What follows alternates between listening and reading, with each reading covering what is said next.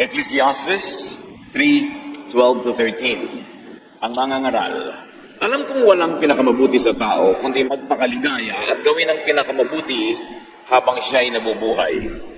Alam ko rin kaloob ng Diyos na ang tao'y kumain, uminom at pakinabangan ang bunga ng kanyang pinagpaguran. Gagap na gagap ni Solomon ang kalooban ng Diyos at sa lahat-lahat ng propeta at sumulat sa Old Testament, pinakamalapit sa puso ni Jesus ang pananaw at katuruan ni Solomon. Ang ating pag-aaral ngayon sa pag-unawa kung ano talaga si Jesus at ano talaga ang puso ng Ama sa Langit sa isang kasalan at a wedding party. Panginoon, salamat po sa buhay. Salamat sa bawat araw na idinadagdag nyo sa aming buhay dito sa lupa. Turuan nyo kami na lasapin ang lahat ng magagandang bagay na ipinagkakaloob nyo sa amin. Sa sandaling ito, kami po inyong pakalinisin, paging dapating umunawa, tumanggap ng inyong pagtuturo at pagpapalaya. Sa ngalan ng Panginoong Hesus, dalangin namin ito, may kalakip na pasalamat at pagmamahal sa inyo. John 2:1-2, babalikan natin ang kabanata ng kasalan na napakagandang kwento. May kasalan sa Cana sa Galilea at naroon ang ina ni Jesus. Si Jesus at ang kanyang mga alagad ay inanyayahan din sa kasalan. Sa introduction pa lamang ay may napakalaking pagpapakilala kay Jesus na dumadalo si Jesus sa mga kasiyahan. Hindi pinag-aalanganan na siya imbitahin at siya naman ay dumarating. Kaya malinaw na malinaw mga kapatid na hindi bawal sa Christian na makihalubilo at makisalamuha sa mga nagsasaya. Hindi bawal sa Christian na makisaya at magsaya. Ito ay napaka-importanteng pagpapakilala kay Jesus at sa kanyang katuruan dahil sa pagdating ng panahon, iibahin ito ng mga tao at gagawin nila ang Diyos na killjoy at tatanggalan nila naging mga ng karaniwang kaligayahan ang mga mananampalataya. John 2:3, kinapos ng handang alak kaya't sinabi ng ina ni Jesus sa kanya, anak, naubusan sila ng alak. Mahalaga ang kasiyahan sa buhay ng mga tao, lalo na mga mahihirap na tao, mga karaniwang tao. Sa panahon ni Jesus, ang mga karaniwang tao ay nakakatikim lang na masarap na pagkain at ng alak kung may handaan. Halos mahigit sa 95% ng mga tao noon ay nakalugmok sa kahirapan, while less than 5% enjoy the wealth of the planet. Kaya mahalaga na pag may kasalan, sumaya at kung maaari, pahabain ang kasiyahan sapagkat kinabukasan, balik na naman sila sa hirap, sa trabaho, sa walang katapusang pagpapagal. Ngayon, napakahalaga ng alak bilang elemento ng pagtitipon dahil ito'y masarap, na-enjoy ng mga tao at nagpapaluwag ng dibdib, nagpapaligaya. Ang problema, naubusan agad. Marahil ay maliit ang budget o sobrang mabilis na konsumo ang inihanda. Pero problema yun kasi pag wala ng alak, titigil na ang pagtitipon, ang kasiyahan, uwian na. Balik na naman sila sa mga hirap ng karaniwang buhay. Kaya inilapit kay Jesus ang problema. Namagitan ang kanyang ina na si Maria sa mga may pangangailangan, yung may handaan, at kay Jesus. She interceded between the people and Jesus. At meron agad tayong leksyon dito na ang pamamagitan or intercession ay magandang ministry. We are to intercede for the needy and for the weak. Kung tayo ang may kakayanan na lumapit sa Diyos sa panalangin, tayo ang mananalangin para sa iba. Lalong-lalo kung sila'y abalang-abala trying to survive, na hindi na nila malaman kung anong gagawin, we must intercede. Kung tayo ang may kakilalang may kapangyarihan, ilalapit natin ang mahina. Meron tayong kilalang merong kakayanan, inilalapit natin yung may kasalatan. Intercession is a very Christian ministry. At isa pang dapat nating unawain dito na sila noon ay umiinom pati si Jesus ng table wine. Hindi na mga liquor na nakakalasing, kundi ng table wine. Maraming tao kasi kahit ngayon, mas mahigpit pa kay Jesus. At napakarami mga religious organizations, uminom lang ng table wine, kasalanan na. At buong-buong puso silang nagbubulag-bulagan sa katotohanan na si Jesus man ay umiinom nito at sa katunayan ng kanyang kauna-unahang himala ay ang paggawa ng alak. Hindi nung nakalalasing, kundi yung kaulam nila sa pagkain. Kasi tayo mga Pilipino, kung ang kaulam natin ay tubig, at yung iba natuto ng bisyong soft drink na masama sa katawan, Sila noon, ang kasabay ng kanilang pagkain ay wine, which science proves to be good for the heart and blood circulation. Ang masama yung paglalasing o yung pagkalasing, hindi yung pag-inom ng table wine. As you can see how religion progressed or retrogressed, naging mas mahigpit pa kay Jesus nung lumaon. John 2:45. Sinabi ni Jesus, huwag po ninyo akong pangunahan, ginang. Hindi pa po ito ang tamang panahon. Sinabi ng kanyang ina sa mga naglilingkod, gawin ninyo ang anumang sabihin niya sa inyo. So matapos ilapit ni Maria kay Jesus yung problema, sinabi ni Jesus, hindi po oras. Huwag niyo sana akong pangunahan. Pero sabi ni Maria sa mga naglilingkod doon, kung ano ipagawa sa inyo, gawin niyo. So ibinaling ni Maria ang tagubilin sa mga utusan. Naniniwala siya na may gagawin si Jesus. At may lesson agad sa atin ng mga kapatid. Mahalagang manalig. At kung nananalig, dapat kang may gawin dahil nananalig ka. Si Maria dahil nananalig na may gagawin si Jesus, bagamat siya ay pinagsabihang hindi pa panahon, pero naniniwala siya ang kabaitan ni Jesus ay lalampas sa ordinary schedule or scheduling kung kailan yung tamang panahon na yon. Kasi merong need na gumawa siya ng isang practical na bagay. Sinabihan niya ang mga katulong doon kung anong ipagawa sa inyo, gagawin nyo. John 2:6. May 6 na banga doon. Ang bawat isa ay naglalaman ng 75 hanggang 115 litro. Ang mga ito ay nakalaan para sa paghuhugas ayon sa tuntuning pangrelihiyon ng mga Hudyo. So may mga banga, malalaking banga, maraming pwedeng ilaman na banga, pero hindi ginagamit pang araw-araw, exclusive lang, lalagyan ng tubig na panghugas sa mga paa, kamay, mukha, bago sila magdasal. So mayroong mga banga, mga tapayan, at ito'y tinuturing na sagrado o banal para lang sa gawaing relihiyoso. It was exclusive. Walang ibang gamit, walang ibang saysay. Pang relihiyon lamang. John 2:7-9. Sinabi ni Jesus sa mga tumutulong doon, punuin ninyo ng tubig ang mga banga. At pinulungan nila ang mga banga. Pagkatapos sinabi niya, kumuha kayo ng kaunti at dalhin nyo sa namamahala ng handaan. Dinalhan nga nila ang namamahala ng handaan at tinikman nito ang tubig na naging alak. So, ayon sa utos ni Jesus ayon sa utos ni Maria na sundin nyo kung ano ipapagawa sa inyo, nilagyan ng mga katulong ng tubig ang tabayan. Marami silang inigib na tubig na definitely galing pa sa mga balon malayo sa bahay. It was hard work. At siguro nag-iisip sila, hindi naman oras ng dasal. Walang religious activity. Bakit namin kailangan lagyan ito? Isa kayang kalapastanganan ang ginagawa namin dahil naiiba ang paggamit sa mga banga. Hindi para sa relihiyon o relihiyosong gawain, kundi para sa napakamakalupa at karaniwang pangangailangan para sa paggawa ng alak. Sa ordinaryong pananaw, lalo sa conservative, tama ba na gamitin ang mga banga na ito na nakalaan para sa banal na gawain para lang sa isang makalupang gawain na paggawa ng alak? Tama ba si Jesus o mali sa kanyang ginagawa? Bakit siya tagapagligtas? Bukod sa pagliligtas niya sa mga tao sa impyerno, saan pa niya ililigtas ang mga tao? Ipapakita ng kanyang ginagawa sa ating pinag-aaralan ngayon. Ang relihiyon, ang diwa ay spirito at katawan ng relihiyon. The spirit and letter of religion was made practical and useful. Ito ay ginawa ni Jesus na practical. Useful kapag ipakinabang sa pangkaraniwang buhay. Kung yung mga banga ay nakalaan lang para sa mga piyesta o religious events, ngayon gagamitin ni Jesus sa pangkaraniwan na pangangailangan sa pang-araw-araw na buhay na walang religious value. Anong ginawa dito ni Jesus? Very symbolic.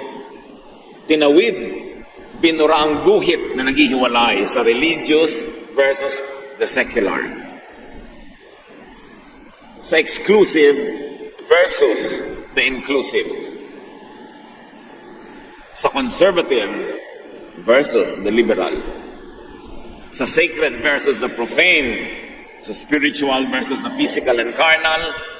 In other words, yung linyang naghihiwalay, heaven versus earth. Hindi simple ang ginawa ni Jesus. May linyang humahati between religious and ordinary, exclusive and inclusive, conservative and liberal. Tinawid niya yon at ipinakita niyang pwede at dapat tawirin yon kung ang mga tao ay may practical at dagliang pangangailangan. He crossed religious lines to answer the needs of the people at the moment. He allowed, and in fact he used, vessels used for religion only for very earthly activities. In other words, binara niya ang pagkakaiba ng langit at lupa, inilapit niya ang Diyos sa mga tao na walang ginawa ang religion kundi ilayo ng ilayo, paghiwalayin, at gusto nila yon dahil sila lang ang namamagitan sa tao at sa Diyos.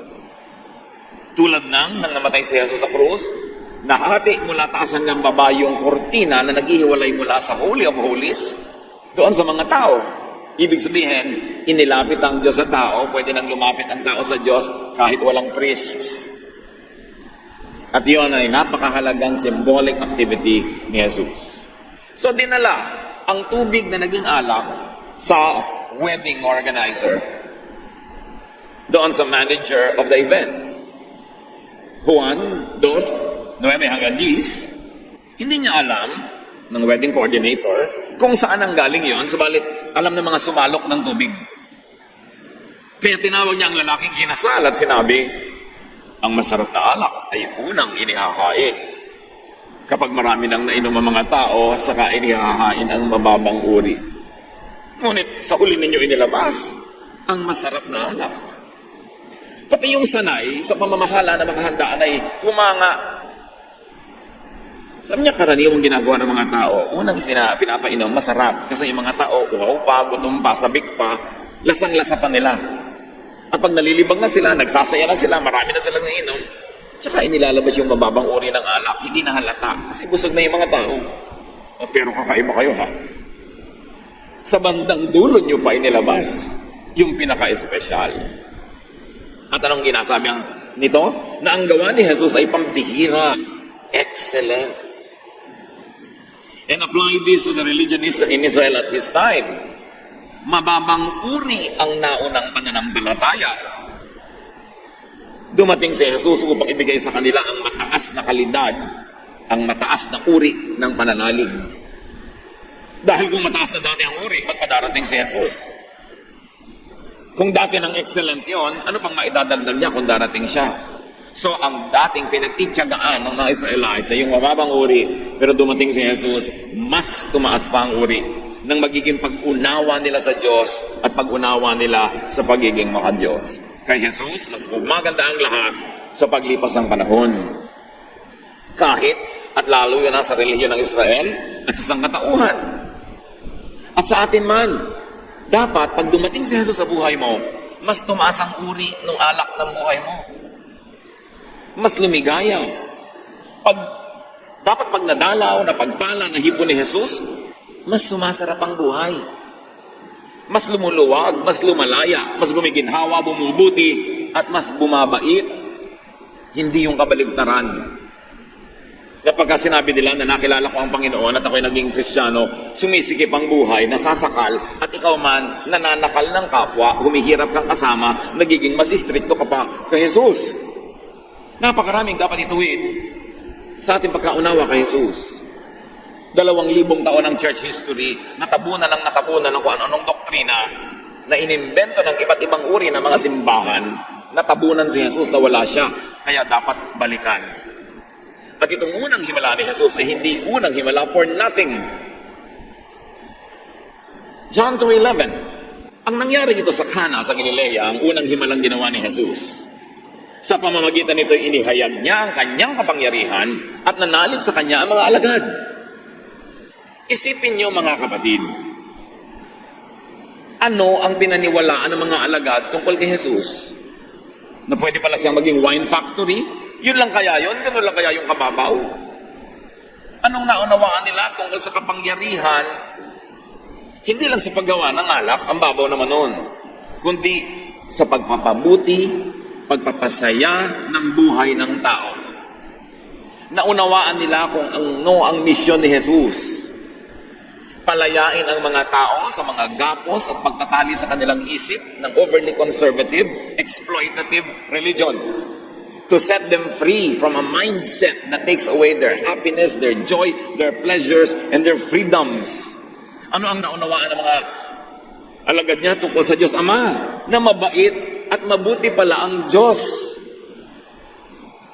Napapayag pala siya na ang mga tapayan na ito na pangrelihiyon lang ay gamitin para gumawa ng alak para ituloy ang kasiyahan ng mga tao. Na hindi pala nagagalit ang Diyos Ama sa pagsasaya ng mga tao, hindi katulad ng ipinakikilala ng mga religious leaders ng kanilang panahon na ang Diyos ay laging galit, laging nagpaparusa, laging kailangan pakiusapan, suhulan, at bigyan ng kung ano-ano para lang mawala ang galit. Dumating si Jesus para ipakilala kung sino talaga ang Ama dahil hindi tama ang ipinakikilala ng relihiyon tungkol sa Ama. Ang unang himala ni Jesus, ang unang pagpapatunay ng kaluwalhatian ni Jesus ay ang paggawa ng alak. Isipin niyo yon, hindi relihiyoso ang una niyang mirakulo. Pero ito ay praktikal, mabait, excellent. At tingnan ninyo mga kapatid, ginanap sa isang kasiyahan. Ibig sabihin, mahalaga kay Jesus, mahalaga sa Ama sa Langit, ang kasiyahan ng tao. At ito'y ginanap sa isang munting baryo, sa Cana, hindi sa Jerusalem, hindi sa temple, hindi sa synagogue or bahay dalanginan.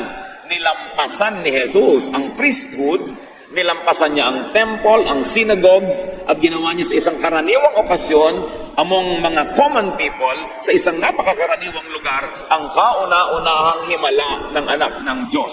And that was supposed to be a great statement. Dapat sana, kung susundin lang ang ordinary way of thinking, maghimala siya sa templo, sa araw ng dalangin, kung saan nandun lahat ng tao naka-assemble. Tulad ng sabi sa kanya ni Satan, if you are the Son of God, here, I'll bring you to the pinnacle of the temple, yung pinakamataas na tore ng templo, at kung saan sa ibaba nun ay nagtitipon lahat ng mga sumasambat, kitang-kita siya, magpatihulog ka. At ipakita mo sa mga tao na sasaluhin ka ng mga anghel dahil ikaw ang anak ng Diyos. Dapat doon gawin.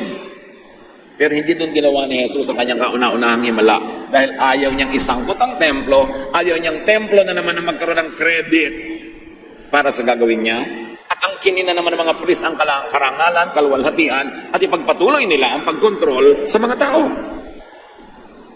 Jesus effectively bypassed the religious system of Israel when he did his first miracle, and that was supposed to be read by all of us as a statement. Meron siyang pinatutunayan at meron siyang naisituro.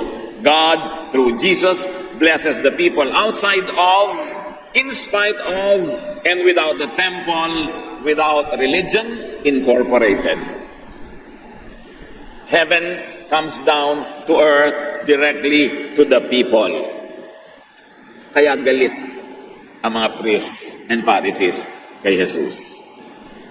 Kasi pinapalaya niya yung mga tao sa sobrang franchise of religion.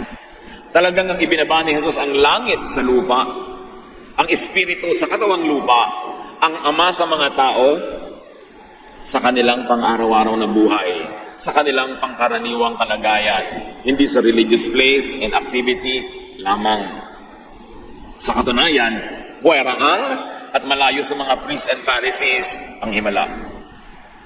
Mga kapatid, mayroong himala.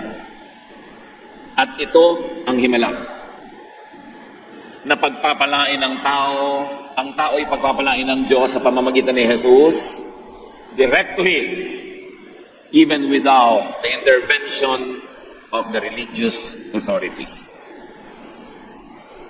Ginawa sa isang baryo, hindi sa Jerusalem, sa isang simpleng tahanan, hindi sa temple, among ordinary people, not among the religious elite. Nililinaw ni Jesus ang gawain niya ay hindi katulad ng or iba sa gawain ng existing religious system of his time. Kasi kung pareho lang naman ang gawain ni Jesus at yung ginagawa ng religion ng panahon niya, ba't pa siya isusuko ng Ama? Eh di, sayang lang, duplication. Kung pareho lang naman pala ang kanyang misyon at sasabihin, tulad na sinasabi na sa templo araw-araw, bakit pa siya kailangan dumating at magturo? Mga kapatid, mag-exercise tayo ng litanya. May sasabihin ako, sasagot kayo. Okay? Cooperate kayo at lakasan. Kung mayroon ng tamang daan at pinto, sagot kayo, hindi na kailangan si Jesus. Sige nga, go. Kung mayroon ng tamang liwanag, sagot. Kung mayroon ng tubig ng buhay, lakasan niyo naman. Kung mayroon ng tamang mangangaral, kung mayroon ng tamang pastol, kung mayroon ng kaligtasan at tagapagligtas, kung mayroon ng tamang relihiyon, pero dumating si Jesus, isinugo ng Ama, sukdo lang siya mamatay. Kasi ibig sabihin, wala pang tamang daan at pinto, wala pang tamang liwanag, wala pang tubig ng buhay, wala pang tamang mangangaral, pastol, kaligtasan, relihiyon. Kung mayroon ng katotohanan, kung mayroon ng daan, humina kung mayroon ng buhay, kailangan pa ulit-ulitin natin yan para matandaan. Sabi ni Jesus, I came to fulfill the law. Di ba? Kaya yan ang pinanghahawakan ng mga taong, okay, kita nyo na, lahat ng law dapat i-fulfill uli. Di para naman binaliwala ni Jesus lahat ng ginawa niya na kumilo siya, nagtrabaho siya ng sabat, hindi niya ipinabato yung babaeng nagkasala, kumakain siya at ang kanyang mga disipulo nang hindi naghugas ng kamay, hindi na naman niya sinunod yung law. So alin ba talaga? Ang ibig sabihin ni Jesus, when I came to fulfill the law, is I came to fulfill the law, to interpret the law, to apply the law correctly.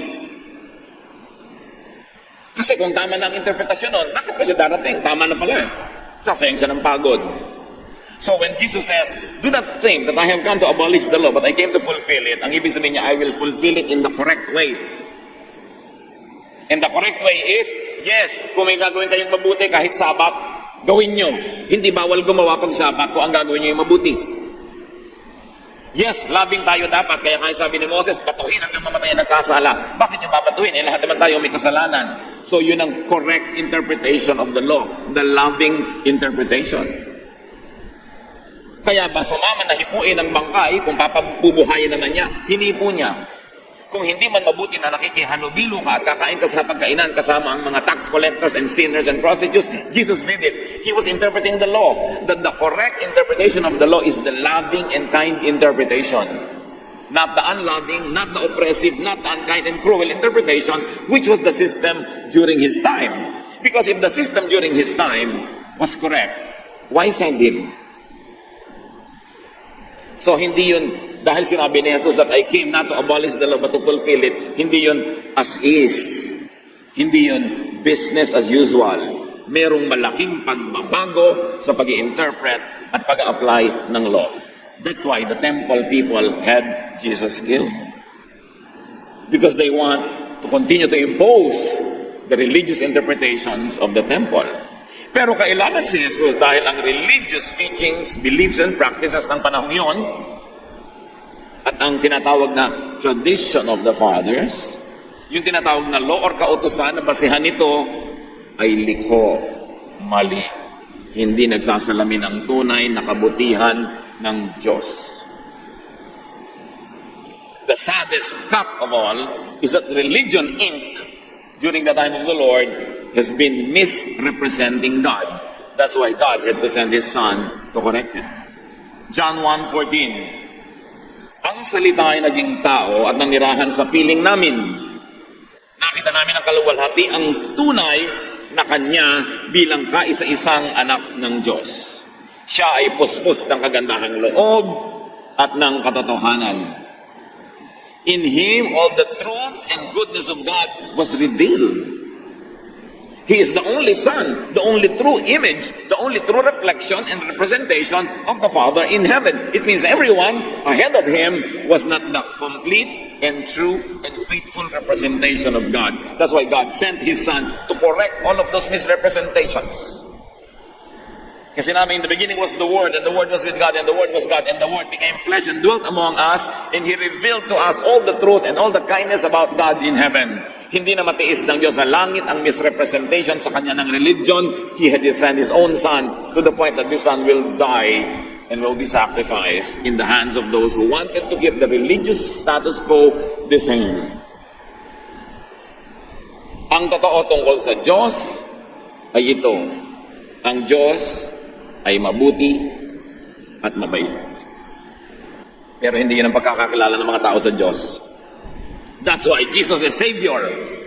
Jesus saves people not only from hell in eternal life, but also from oppressive, exploitative, and twisted religion.